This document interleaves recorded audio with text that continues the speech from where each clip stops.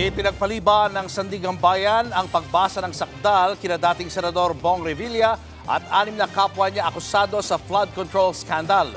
Tingin dyan ng prosekusyon, delaying tactics ito. At live mula sa Quezon City, nasa frontline ng balitang yan, si Mon Galvez. Mon, bakit pinagpaliban ang arraignment?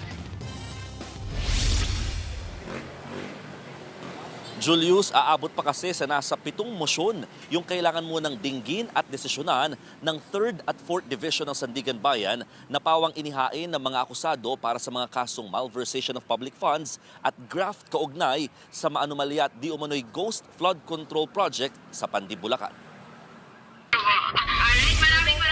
Nakasuot ng kulay dilaw na damit ng inmate, may bulletproof vest at nakaposas nang dumating sa Sandigan Bayan sa dating Senador Bong Revilla. Hindi tulad ng ibang akusado, wala siyang suot na face mask o anumang hoodie jacket para itago ang muka. Wala rin siyang imik nang subukan namin kausapin. Sir, how are you?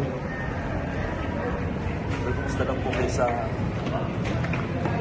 City Jail, sir? Senator, anything you want to say? Senator Bong? Humarap sa 3rd Division ng Sandigan Bayan sa Revilla at 6 na iba pang akusado para sa kasong malversation of public funds. Kaugnay ito sa umano'y 92.8 million pesos na ghost flood control project sa Pandi, Bulacan. Ngayong araw sana ang arraignment o pagbasa ng sakdal para rito, pero hindi ito natuloy dahil sa mga mosyong inihain ng mga akusado. Kabilang na riyan ang motion to quash information dahil hindi raw nasunod ang due process at lumalabas din na walang basehan ng mismong demanda. Our client did not receive a copy of yung makapal na complaint. All that we had received was yung motion to add additional respondent and additional evidence.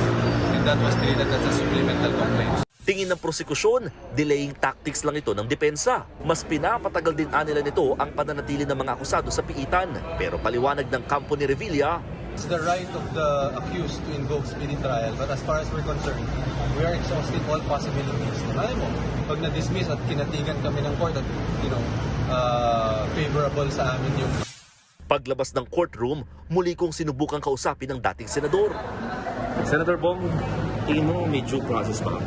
At sabi po ng abogado nyo, wala daw due process na nangyari sa inyo. Do you agree? Sir, kumusta naman? Kumusta lang stay mo sa kulungan, sir? Kasama nito ang kanyang misis na si Congresswoman Lani Mercado at 4 na anak na sina Congressmen Brian at Jolo Revilla, pati na sina Ina at Cavite Vice Governor Ram Revilla. Pero lahat sila wala rin komento sa anumang tinatanong ng media. Pumayag makipag-usap sa akin ni dating Senador Revilla nang walang kamera.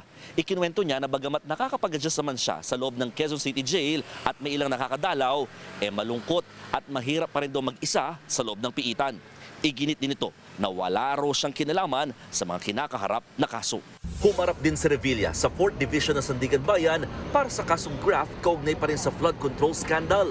Muli ring pinagpaliban ang pagbasa rito ng sakdal dahil sa mga inihaing mosyon. Maliban sa akusadong si Emilita Watt na naghain ng not guilty plea.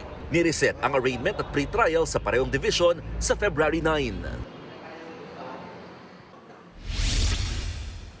Julius, mula Sandigan Bayan, mabilis sa ibinyahe pabalik dito sa Quezon City Jail sina dating Senador Bong Revilla at yung 4 na iba pang akusado ng mga lalaki, habang yung 2 namang babae ay binalik din sa Kamkaringal kung saan naman sila nakadetine. Wala nang sumunod na mga kaanak dito sa Quezon City Jail na kampo ni dating Senador Revilla dahil walang scheduled dalaw ngayong araw ng Biyernes dito sa naturang piitan. Babalik ulit yung schedule ng maaaring dalaw nila or bisita bukas, araw naman ng Sabado. Balik sa iyo, Julius. Maraming salamat, Mon Galvez. Mga kapatid, Julius Babaw po. Para sa komprehensibo at makabuluhang balitaan at talakayan, mag-follow at mag-subscribe na sa social media pages ng News 5.